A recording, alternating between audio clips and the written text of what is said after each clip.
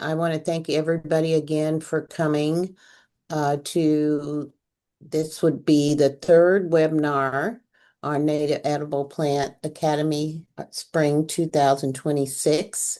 Our presenter to tonight, it will be Ginger and Ginger Miller. And I'll give a little introduction of Ginger um, to give you a little information about who she is.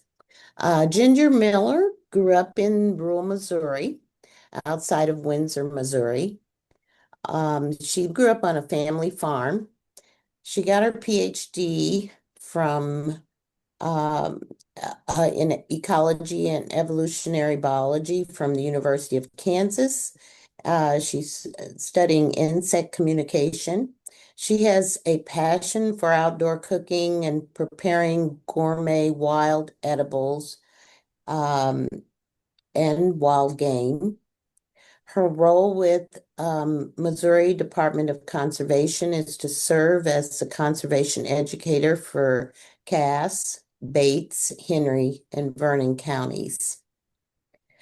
She trains teachers to implement and discover in the Discovery Nature School program with Missouri Conservation, which teaches pre-K to 12th grade.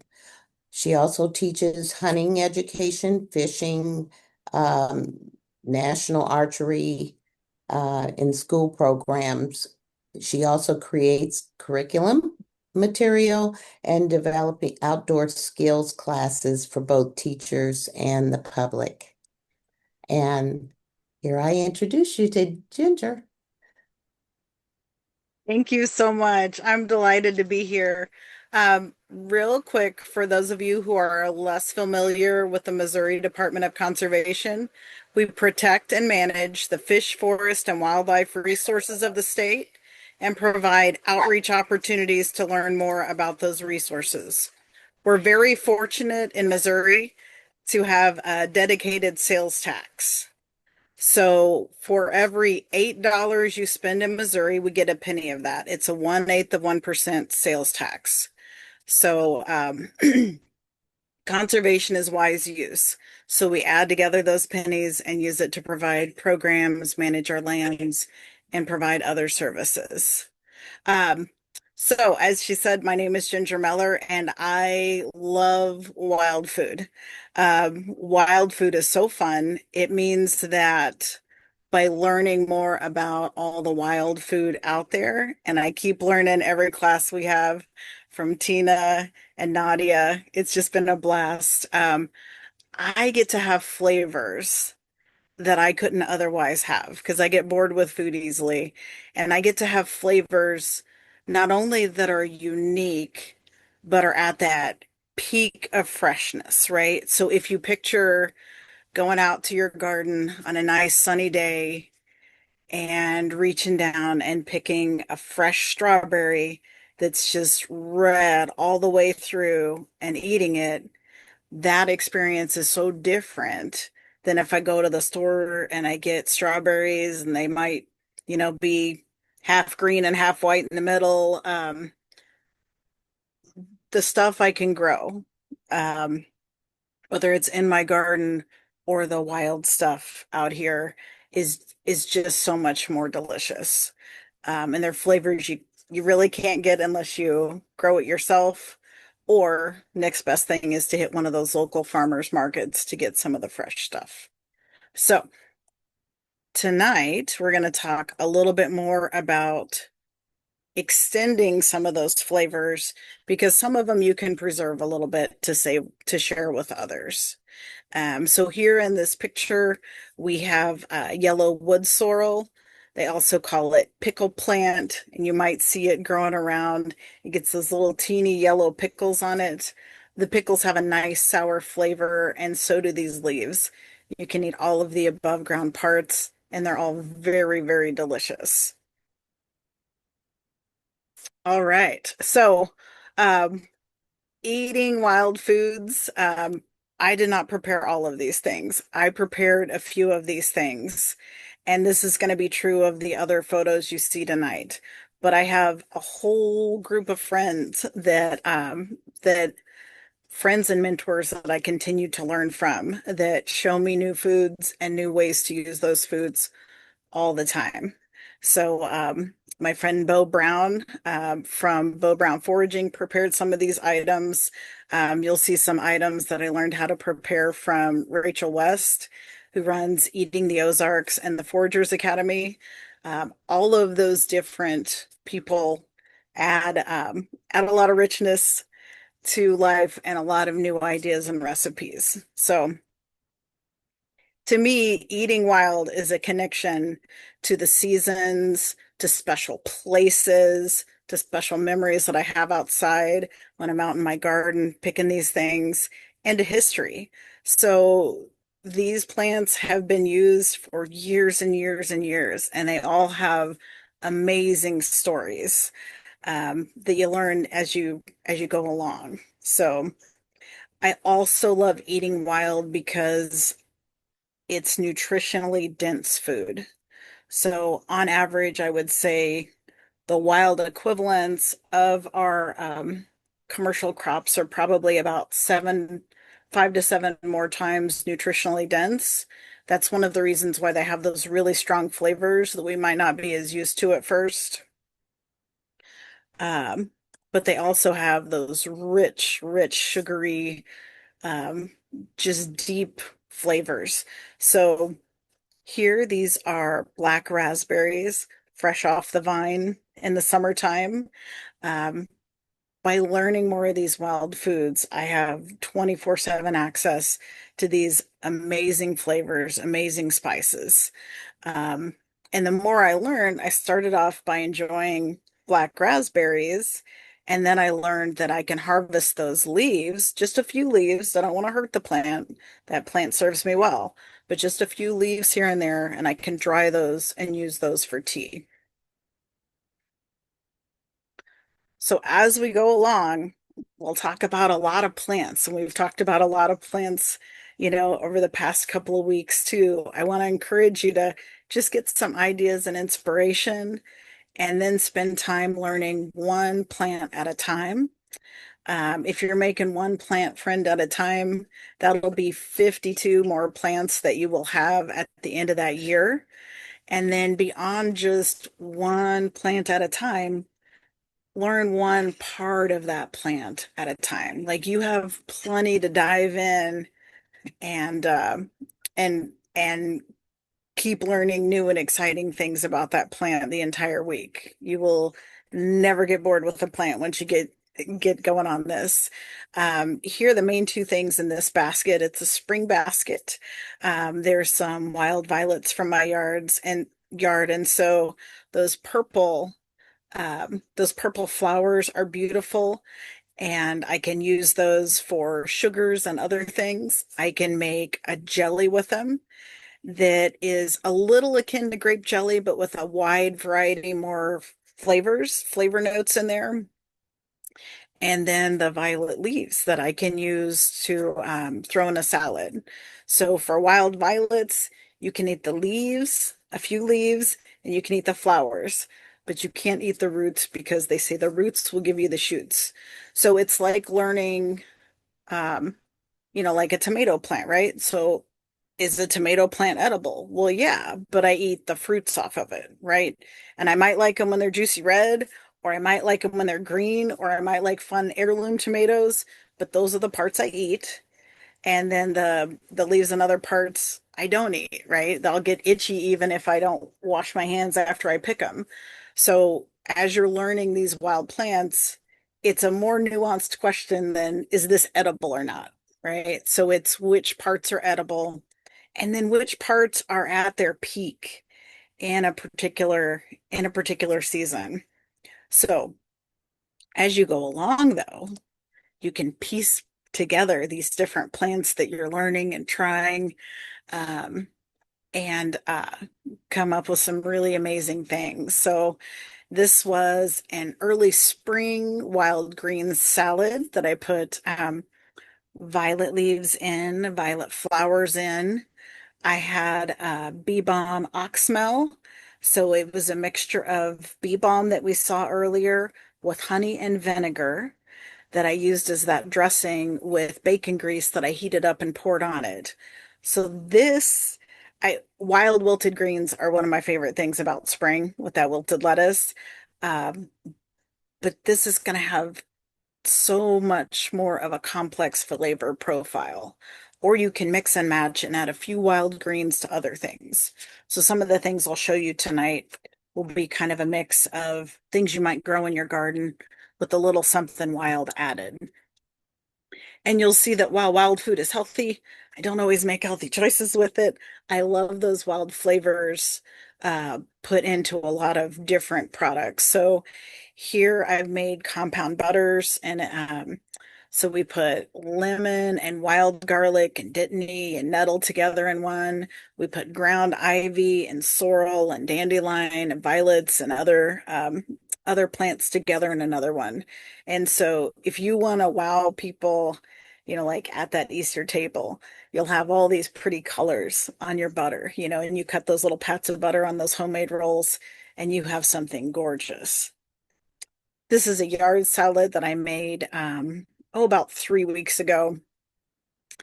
And we won't go through all the plants in here tonight, but there were over 10 species that I was able to pick out of my yard to throw this together, in just a few minutes. You, oh, uh, you can also blend up a lot of those wild flavors and make pestos and other things. And I've used a lot of different spring greens to make pesto. And even though I've used different greens every time, it still tastes very similar to regular pesto, only better, and and very similar to my other wild green pestos that I've made. Anytime we're out there harvesting, we always want to be careful with those plants. We want to honor those plants. That's one of the reasons why we want to plant a lot of those plants in our yards, because those little pollinators and the other wildlife will really appreciate having those native plants there. So I always try to remember that I'm sharing those with the rest of the wildlife. So I really appreciate the portion of this. I love this book, Rating Sweetgrass by Robin Wall Kilmer, but especially the part where it talks about honorable harvest. So you try to not take the first or the last one. You harvest from that plant gently and you just take what you need. So we'll look at shagbark hickory syrup later. And so one of the ways I apply this is shagbark hickory has real shaggy bark. And if I go to jiggle a piece to see if it's loose to harvest a little bit of that for my syrup, if that piece doesn't come off easily in my hand, then that plant said no, right? So I will try a different piece of bark until I come to a loose piece, because I don't want to remove anything that's stuck tight on there. I want to be very, very gently with my shagbark hickory trees. Okay. All right, back to preserving wild food. So here we have wild garlic. So wild garlic is, in my opinion, in its peak in the spring, because those greens are nice and tender. I can use them in place of chives. I'll use them in place of green onions. Later in the year, they're still good, but they'll get a lot tougher. So I like to harvest them in the spring. And then I have all of those young garlic bulbs. So for this one, I separate the two, and I'll eat those garlic bulbs. I'll use them in place of garlic or in place of onion. And I can also ferment those or pickle them or dehydrate them. All of it goes to make that flavor extend a whole lot longer, a whole lot longer. So there at the left-hand side, you can see one of those compound butters cut. And then there in the middle, it's a little blurry, but you can see the wild violet sugar that we made. So it's that sugar had that grape-like flavor. All right, so back to extending my season. I have all those greens. I'm only going to use so many of those garlic tops while they're fresh. So I can have that flavor all year long. Some I'll just lay out and dry, and I can dry those in one of those mesh racks that have all the different shelves on them. I can lay them out on parchment, or I like to get like a little bit like a cotton tablecloth, like a thin cotton tablecloth, and I'll lay them out across that and let them dry. Um, you can also add another flavor to that onion and garlic flavor by charring them. So you can char them in the oven low and slow until they get toasty and dark. Rachel West showed me how to do that. And then I can take those crispy, crunchy greens and make a salt and add all that smoke flavor to my food also. A third part, a lot of our wild onions and garlics will give us are these little aerial bulbules. So up at the top. And each one of those little ones you see there packs the punch of a giant, giant bite of spicy garlic. So if you put a few of these on your charcuterie board, you will amaze your guests. They are delicious. And to get them dry, um, I will oftentimes cut them, and you think of traditional garlic where you have the bulb at the bottom and then you're braiding the leaves. Well, I will have the bulbules at the top, and then I'll braid those leaves, and then I'll hang them to dry. So that way they have good air circulation. I don't have to worry about mold concerns, and they get air all the way around them. And so then the leaves, I can take those and grind those into a wild onion or garlic powder, or make them into a delicious wild onion or garlic salt. And then I have those little bulbules to use in things as well. Very, very delicious. Another way that we use a lot of the wild edibles that we dry is in teas. So teas are a great way to get in your wild greens and other things all year long. So sumac, you see the sumac berries there. They have a fantastic lemony flavor. Also, a surprisingly lemony citrus flavor comes from pine needles. So when you use pine needles for things, they have a nice citrus and resiny flavor. Um, Raspberry leaves I mentioned, I believe that was the tea that I had up in the top of that picture. They make a great tea. Passion flower leaves and flowers make a great tea. You'll see black locust flowers out right now. Our season seems to be running a little early, at least here in West Central Missouri, um, because our black locusts are already in flower. And so those black locust, those big groups of white flowers all over those trees, they are crispy and tasty, and they can be dried to make a fantastic tea. I also have dandelion roots here off to the right. Dandelion and burdock roots are both fantastic teas, and you can brew them together and sweeten them. And you can make a soda that tastes a lot like root beer. Really, really good stuff.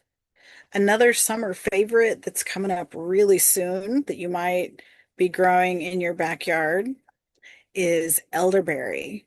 So before we get those ripe berries that you're familiar with, we get those delicious flowers, those giant flower heads. And so those will be coming up before too long. And that smell, they just have this intoxicating floral aroma. So I dry some of these for teas. They also make well, they're fantastic fresh in fritters and other dishes, but they also make wonderful syrups. If you've had elderflower syrup, and they are really good for wines. People make elderflower cordials, elder wines. They're quite delicious. So you can take these elderflowers, and when I harvest them, pollinators love these. I have to balance out how many berries I want how many berries the wildlife wants, how many flowers the wildlife wants, and how many flowers I want. And they say if you harvest about 10% or less of the flowers, that you won't really set back your berry production. So I'll harvest some flowers from my different plants. And then for these in particular, since they are so full of our tiny insect friends, I'll lay them out on a cloth in the sun, even for just 5 minutes. And most of the insects will run off of those. So I just turn the flower head down and then let everything run off of it for a few minutes. And then that's fewer bugs that I'm bringing into the house when I continue to process them. So I'm happier and the bugs are happier that way. But I'll lay those out and you can dry them on those big flower heads and then gently knock the little white flowers off, or you can set and pick them off of there fresh. Either way, whatever kind of timing and patience allows for you to do to process those flowers. But those flowers are very, very tasty and a completely different flavor from those berries. So along the lines of drying teas, so this is a flower tea for elderflowers. A lot of the teas like bee balm, you would have those teas. A lot of times you would cut your stalks back.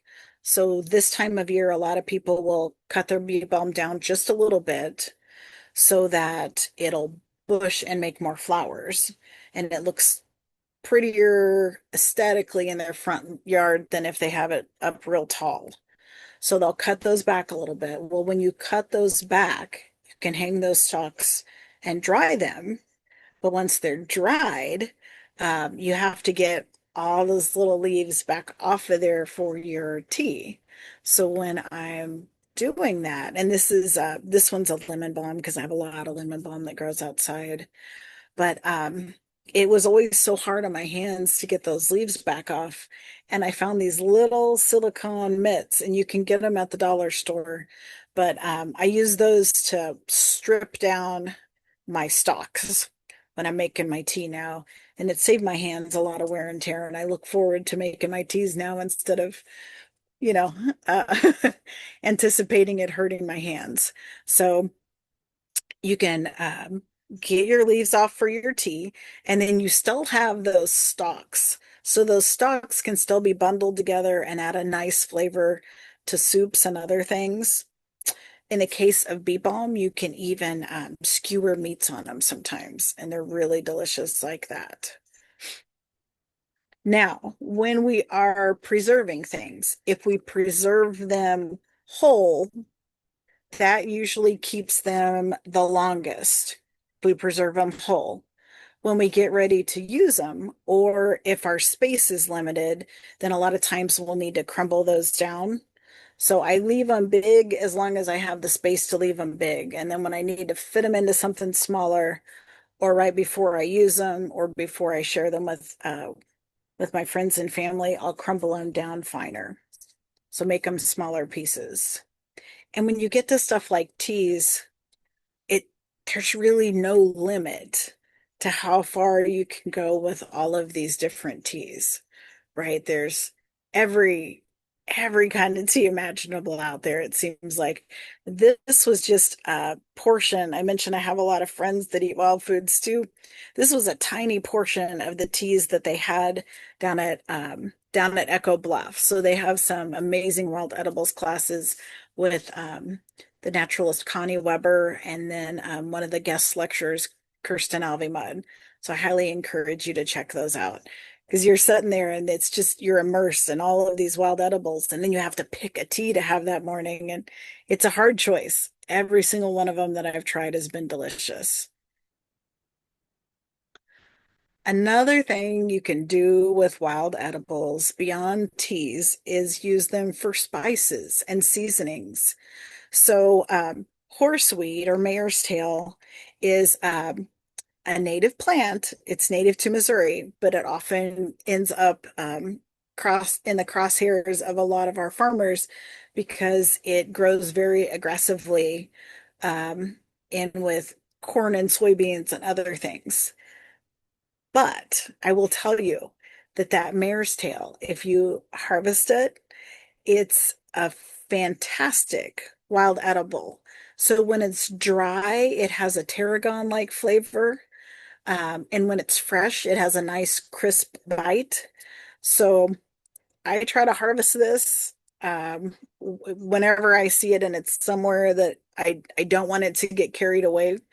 Um, I'll harvest it out there in the yard and then I make tarragon salts with it. So I'll grind it up with salts and then spread it out and let it dry. So we have tarragon salt there. I used Himalayan salt in this case because that's what I had. That's what I had handy. But normally it's regular table salt that I use to make my salts or kosher salt for like a more coarse grained finishing salt. And they all work just fine. Also in this picture, we have elderflower honey. We saw those elderflowers earlier. The other thing I can do if I pick those little flowers off fresh is combine them with honey and have a delicious flavored honey from that. The jar on the left is just something I make with witch hazel and jewelweed out by the pond to kind of keep the bug itches off of me. So that one is not edible off to the left there. All right, so we saw dried teas that we made. Other things don't necessarily dry as well. They're a lot more complicated to dry and they lose some of those flavors. So things like dandelions, when you harvest those, you'll usually make a wet tea with that and it's less common to dry the dandelion flowers. And when you're harvesting the dandelion flowers, you want to take that little flower and roll that green part of it at the base pretty hard in your hands, and then you can pick out all of the yellow flower petals from that. That green base will contain a lot of bitter flavors. So depending on what your goal is for that, you may or may not want those bitter flavors to be a part of it. But I like to make a dandelion tea, and then dandelion to me tastes like honey and sunshine. So it looks like a little ball of sunshine there in the ground, and it tastes like a little mouthful of sunshine to me. So I like to make dandelion jelly with those flowers. It does take a while to get all those little petals harvested. It is a great way to keep some youngsters busy, um, picking some dandelions and then helping to pick those petals out off of there.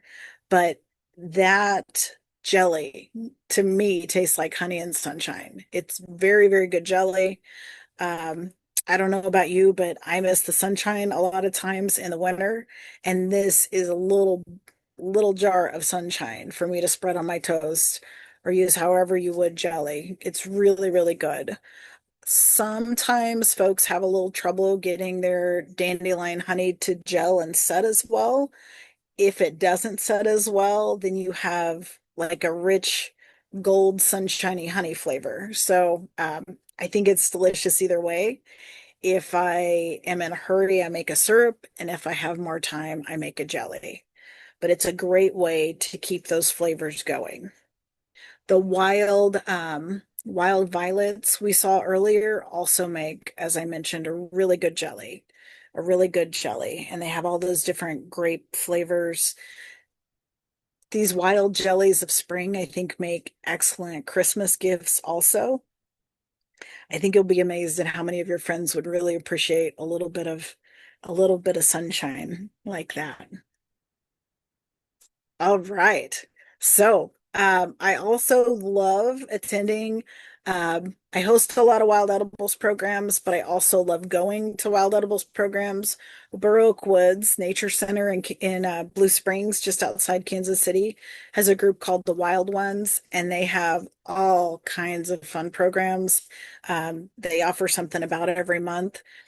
And up there, I got to try. Remember, Tina told us about purslane and how you can grow it in pots and how tasty it is. This is pickled purslane here.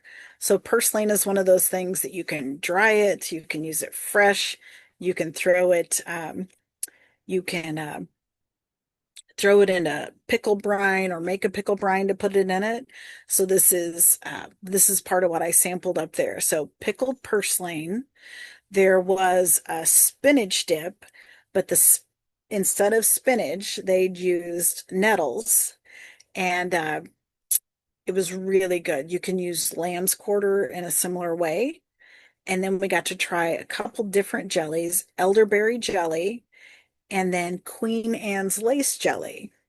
So Queen Anne's lace makes a tasty jelly and Queen Anne's lace is the same species as our carrots we get from the store, but those flowers make a jelly that has kind of a light peach flavor to it. So jellies are a great way to preserve some of those flavors of summer all year long.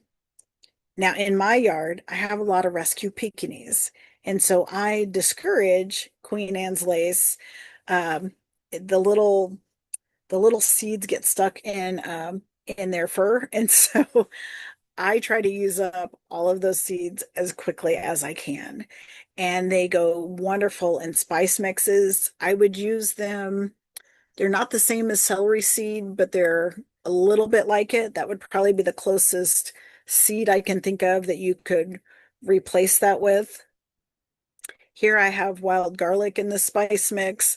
This is one of the mixes I'm gonna pickle in, which you'll in which you'll see in the next slides. And this will be a pickle where I ferment it naturally. So I took this spice mix, and the wild onion and garlic are going in my next one. And I chopped up pickles and chipotle peppers, and I added a lot of salt to that and made a brine and put those carrots down in it. And then I snapped the lid of that jar shut. And that has enough lactobacilli bacteria in it that it will ferment as it goes along. So I just need to keep everything beneath the brine, and then I will have naturally fermented, crisp, tasty pickles in about, oh, it goes a little quicker this time of year. It'll start fermenting pretty quick, but pickles are thick and crunchy, so probably about 2 to 4 weeks. You'll see some flavor difference in a day or two, but 2 to 4 weeks, and it'll be nicely fermented. I mentioned that wild carrot is the same species as the carrot we get from the store. That Queen Anne's lace is the same as this. So I've also taken Queen Anne's lace flowers. Again, I don't want my Pekingese encountering them. So I've taken those flowers and I've put them in a quick pickle brine. So with vinegar and salt and a little water to dilute that vinegar. And you can also, when you start pickling things from the wild, you can reuse your brines. So this, you can kind of see it down at the bottom. I made this brine with Kelly Hawk from Good Naturing, and we pickled these daylily petals in it. And then I took that same broth and added in the Queen Anne's lace to make it kind of like a crunchy pickled carrot. It's very tasty. All right. The other way to use Queen Anne's lace is to just dry those flowers and sprinkle it on things as a seasoning. It goes really well on eggs. I really like that Queen Anne's lace flower flavor on eggs. So when I think of extending the season for those wild foods, I also think of things that ripen all at once in my garden, right? Like cabbage, you have all the cabbage in the world all at once. And so Sandor Katz, who wrote Wild Fermentation, I got to go to one of his workshops and learn more about how to ferment things. And we made all different kinds of kraut there. And so krauts mixed with Queen Anne's lace seeds and some of your other wild spices are a great way to get very unique flavors. I added a lot of dill weed to this one, made it kind of like a dill pickle, sort of seasoned kraut. Um, for this kind of ferment, I added the salt to the chopped cabbage and the seasonings, and then I just massaged all that together and let it produce its own brine for more of a traditional sauerkraut. And juniper berries go extremely good in there. And when I say juniper, I mean those eastern red cedar berries, that eastern red cedar that you see growing everywhere. I have a whole lot of those in my yard. And so I'll go out and harvest some of those blue, purplish blueberries in the fall. And on the right is a different kind of ferment. This one's called Paukai. It has a lot more liquid in it, and I'll incorporate wild flavors into that. And it's a lot of different vegetable chunks and star anise.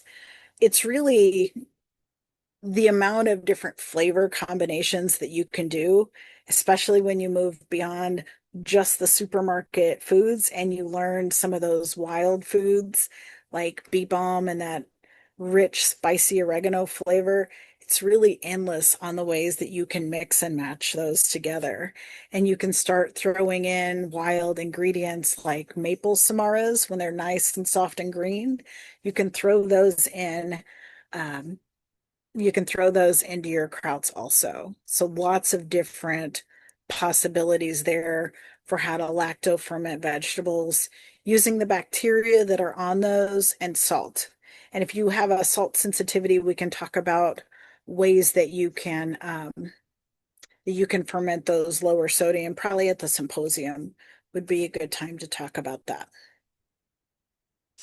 All right, another kind of ferment is is commonly used when we have sugary things like fruits, and that is that fermentation with sugar and with yeast together. So here are some wild plums. They were way past their prime because you can still use them for things like that. Um, but they were way past their prime, very, very overripe, something that wouldn't be as fun to eat, but it has all those natural sugars in it, and it makes a great, great wine if you have sugar and water plus your fruit and you keep the oxygen out.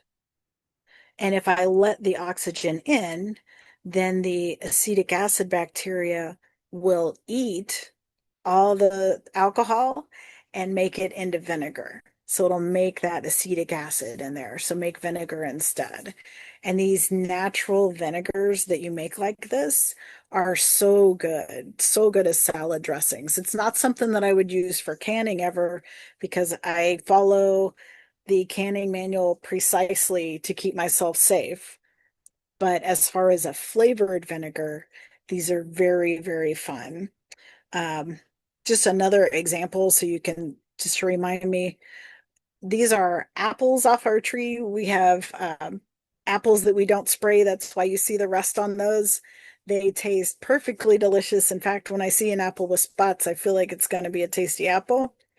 But we'll make applesauce and other things out of those apples, but we have all of those peels and cores.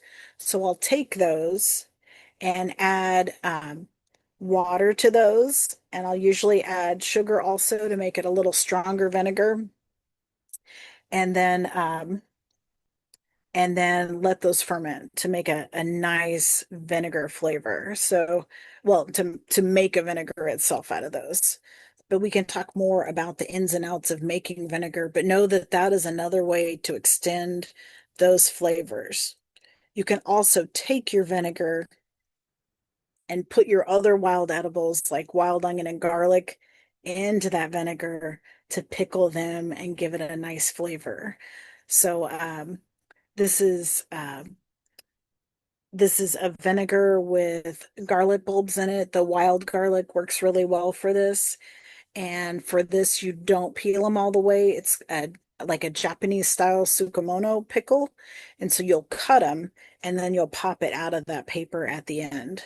So knowing that I don't have to peel the garlic all the way, I can just get all the debris off of it and then and then throw it in vinegar certainly makes it easier for me on my schedule to get those things made. Elderberry also makes a really, really tasty vinegar. And then once you have that wild vinegar, you can make vinegar pickles, those refrigerator pickles, and other things out of it, and just come up with countless different flavors. And if making vinegar seems like a lot of time and effort, it's really pretty easy, but if it seems overwhelming, you can also infuse vinegar. So this is a white wine vinegar that I made, and I put bee balm flowers in it, just those flower petals. And the photo doesn't do it justice. This had a glow in the dark pink color and a rich oregano flavor. It was so good to marinate meats in, add to those marinades. So good for salad dressings. Very, very fun stuff. And then some of the leaves and other things I made into salt. So I just pulsed those together with some of the salt and then added a little more salt at the end for texture. And I spread all those out and dried them. And we mentioned that the garlic is really good when you take those tops. Remember, when we said you can roast those in the oven and get them nice and toasty? You can do that with lots of different wild edibles, and they all have a delicious flavor. Here we just threw up some poles, wrapped this in a drop cloth. We used punky wood, so kind of that like really broken down wood that was wet. When you do that, you get a lot of smoke and not much heat to your fire, which is perfect for smoking herbs. So we smoked our herbs that way. I thought it would be necessary to put up this fancy rack in there. It was not. The ones that I hung from the top, I like those better than the ones that I laid on that rack. It worked better for getting them nice and crisp. And then you can smear those out on butter and explore all different kinds of wild flavors that way. I've done spice bush leaves that way. I've done bee balm leaves that way. I've done a wide variety of those together, and they've been really fun. I'll show you just a couple more here as we wind down. Sugar is another way to preserve flavors. You can take those young spruce tips with that chartreuse color that you see early in the season, and you can layer those into sugar. And then you can take that and set it out in the sun, and that spruce flavor and those liquids will kind of leach out and liquefy that sugar and make a nice really nice flavor. To me, this Norway spruce tips and sugar tasted like cotton candy. You can do the same thing with those bald cypress balls, and they'll make a nice liquid that you can drizzle over ice cream or other things. You can also take some of those edible flowers and pour honey over them. So when I use honey, I use the wet, fresh plant material and add the honey to it. And there's just really endless possibilities. We we could talk about like wild plants for days and days, but you can smash your berries into syrups or sorry, into sugar as you go along, and then strain that out and make vinegar shrubs and other tasty beverages. It's endless. It's endless what you can do with those wild fruits and all those different wild flavors, and then combine your different berries together, make a compote, make a mixed berry jelly, freeze those different berries together. Lots of ways to extend that season and extend that harvest. And with that, I think we'll stop here and answer any questions that you have.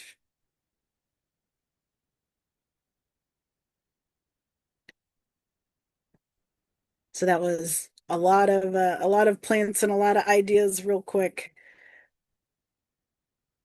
Thank you so much, Ginger. Your presentation was amazing, and it makes me hungry. And I can just see having an event like that for all our participants. And I don't see questions right now, but I imagine that you might want to say if you want to ask something else that you might have missed. Everybody, we're waiting for your questions. And I have just one thing. I have the link for you to evaluate this presentation.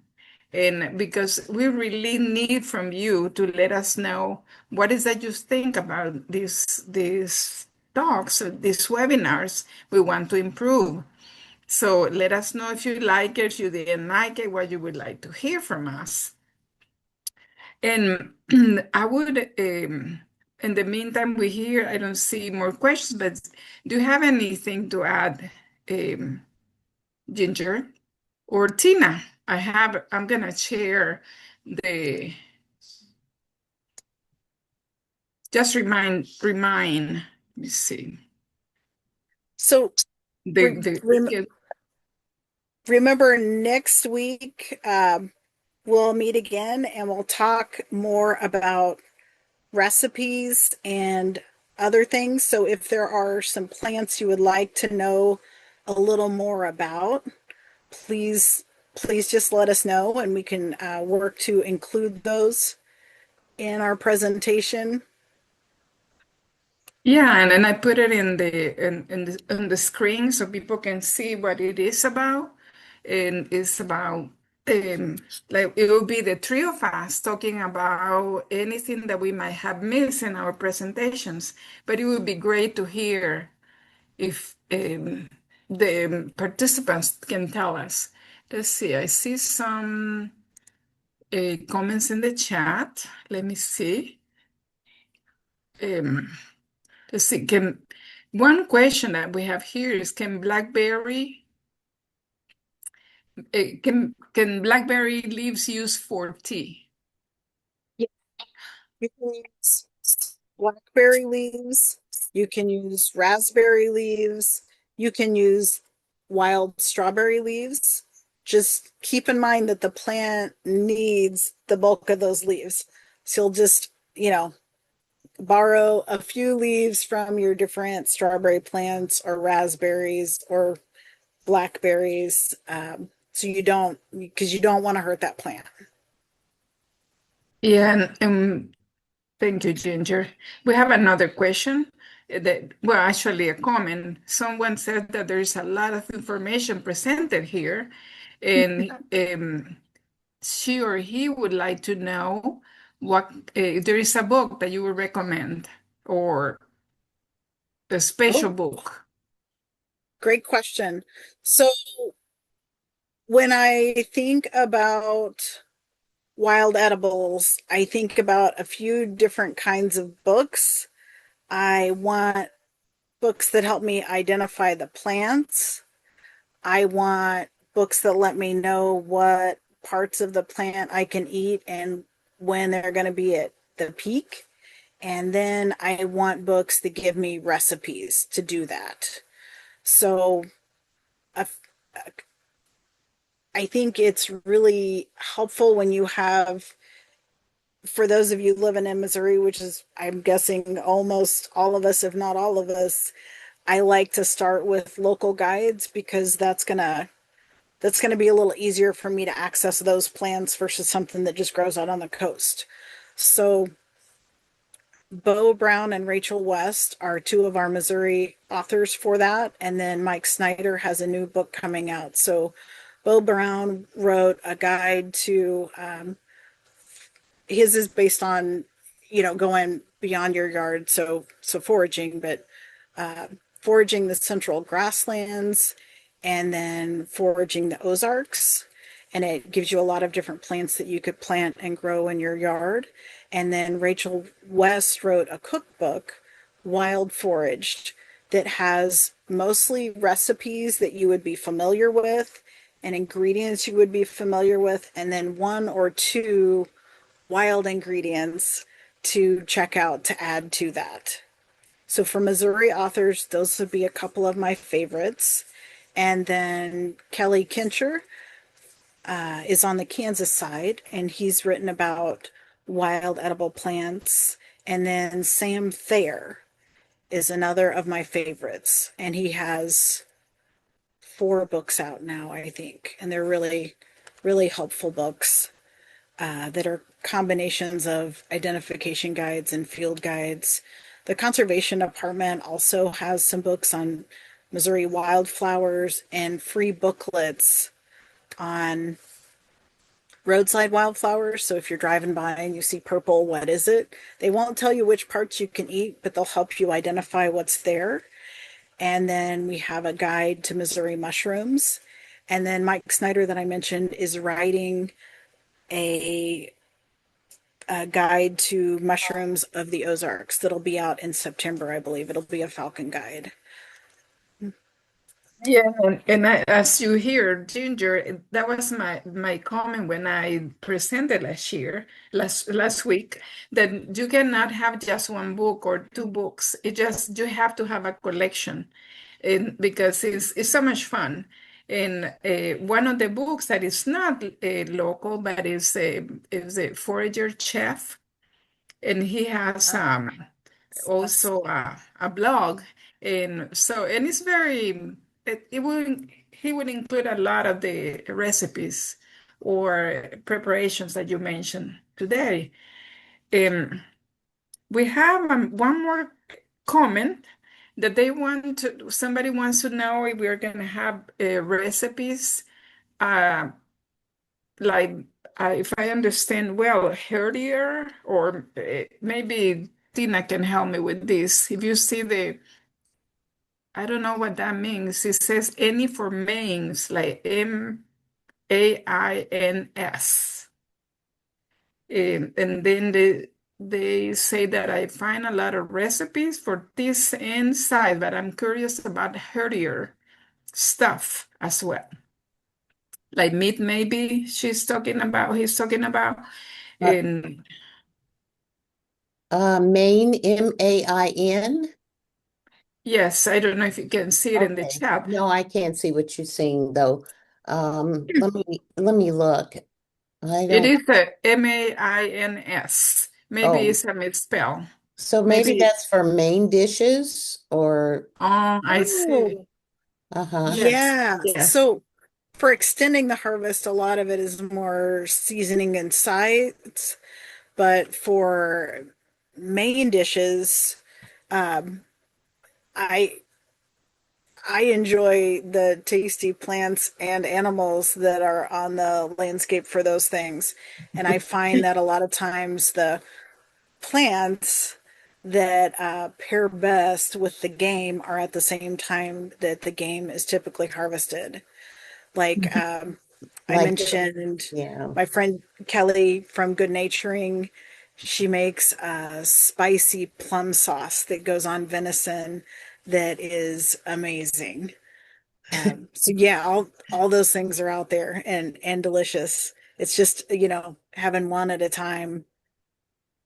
One guide I forgot to mention, if you go to our website, mdc.mo.gov, we have a Wild Edibles of Missouri book. It's no longer in print. It's by Jan Phillips, but it gives you a wide range of wild edibles that are out there on the Missouri landscapes to learn more about.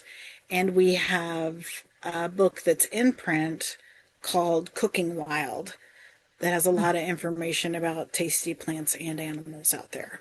So, Yeah, I agree. Oh, I love that question because I'm a licensed hunter in the state of Missouri for I don't know how many years, but we always when we go out turkey hunting or pheasant hunting or deer hunting, we always watch and see what's growing around us. And then that would be some type of marinade we would concoct. It's nothing fancy, but and then when we go to smoke, because I'm a smoker, I like to smoke stuff. I could have 15 smokers and I would be happy. And then and then incorporating those wild edibles onto your deer meat is like heaven. So I hope that answers some of the questions because some of those things that Ginger talked about, I could see using those for even beef or pork or chicken. And then it gives you a good boost of nutrients that you wouldn't get ordinarily wouldn't get in grocery store herbs you would buy. And because most of the time they dry them in large vats, and I've seen it done, and a lot of the nutrients are leached out. And you think you're getting something healthy unless you grow your own herbs like I do in my backyard and use them mostly fresh. Of course, they're not natives, they're native to mostly Europe, but you know, it's so many substitutes in the wild that you can use in place of the European herbs that are dried that you can purchase in the store. Yeah. Yeah, and with thank you, Tina, for those comments because it's really um, we all keep learning from each other. And there is one more question from Donna. She's asking if the sweet gumballs are edible. And I've seen people using them in my country, in El Salvador, as medicine. But do you know anything about that, I Ginger? have I have only I have only encountered those being used as medicine versus food. And I do understand there's that continuum of, like food is medicine, right? We put healthy things into our body and it does great things for us. It's kind of, healthy food and friends are some of the best medicine. But I haven't seen those used in a, food sense of for calories at all. Mm-mm. It's a good question, And, though. yeah, and somebody is just asking if you can repeat the name of the book that is in print. If I remember, it's Bernadette Dryden's author. The book that Bernadette Dryden um, has for the Department of Conservation. The book that you Oh, mentioned. Mhm. Jan Phillips. Jan No, Phillips, Wild it's Edibles of Missouri. it's the one that is in print. That's the question. Oh, oh, Cooking Wild. Cooking Wild is the plants and animals of Missouri together. They have a Yeah, blackberry cordial recipe in there that is outstanding. yeah. I have Ginger, if one more. go ahead, Nadia. There is one more question, and I think we're gonna have to wrap it up. But it's what did she just say? Thank you. So I think we have really great conversation here. So it could be similar to what we're doing right now. We can do it next week. People can bring their questions. We're just gonna present, maybe give ourselves 10 minutes, and then we can allow our participants to bombard us with more questions, and hopefully we have a good answer for them. But I also want to mention about the symposium that we're planning to have at the Anita Gorman Conservation Center in Kansas City. It's gonna be on May 23rd. But that one, it is in person. The webinar, we're having our fourth webinar next week, but the symposium will be on May 23rd. So we hope that people can participate, and maybe they will be able to, no, maybe we would have food samples. And I know with between Tina, Ginger, and myself, people won't be sorry that they came. And I think with that, we have reached 7 p.m. Anything else before we leave, Ginger or Tina? I think those are the main things. Like, don't hesitate to ask us questions, or if you think of things later by email, um, because we've said if there are a lot of topics that folks want to continue learning, that we might, extend these webinars further to cover more topics. So Mhm. if you give us topics that you're interested in, um, I think we'd be happy to share more about those topics. So don't hesitate to Yes. reach out. Yeah, and then we can keep learning from each other. So, and thank you very much. And please do not forget to send your evaluations. We do appreciate the time that you take to do that. So, but I will be sending emails and reminders. So thanks again. Thank you, everybody. Thank you all. Okay. Have a good evening.